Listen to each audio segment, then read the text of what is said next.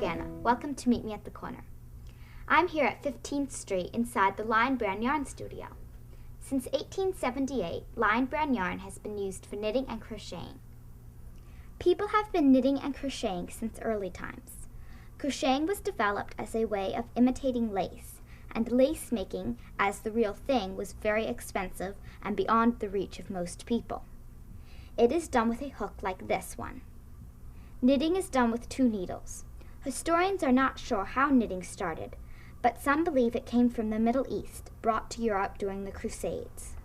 By the 1600s, the art of knitting spread around the world, following trade routes. Sailors were big fans of knitting, since it was small, portable, and gave them something to do on long voyages.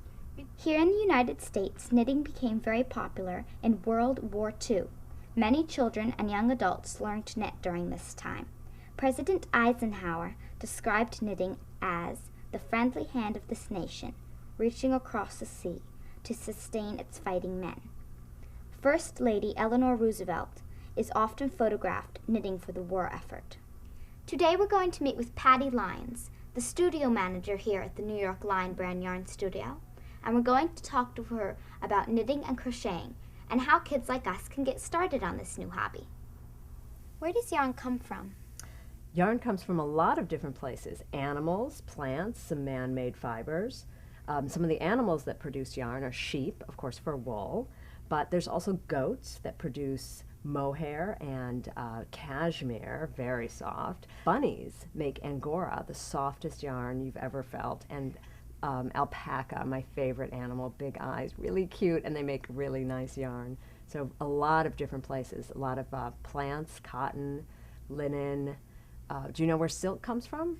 A silkworm? That's right, a worm, yeah. So yarn comes from a lot of different places. Is crocheting and knitting a hobby for girls, or can boys do it too? Oh, boys can absolutely do it. Right here at the Lion Brand Yarn Studio, 2 of our full-time employees, one of our other manager, and our knitting teachers are named James and Will. So yes, boys can do it too. We have a lot of boys groups that come here, and we have so many male knitters here that we have our own men's night. So it's very popular for men and boys. People crocheted and knitted in World War II.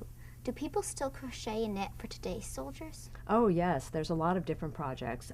Socks, caps still for sailors. Also now for our soldiers in Iraq and Afghanistan, helmet liners. There's a project called the Ships Project and the Afghan Project. So yes, it's still very much alive and well.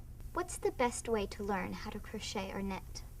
Well, we think the best way is from a person, not from a book. So either to take a class and ask your family and your friends, your relatives, teachers. You would be surprised. Just ask adults. I bet you'll be able to find somebody that knows how to knit or crochet and can teach you.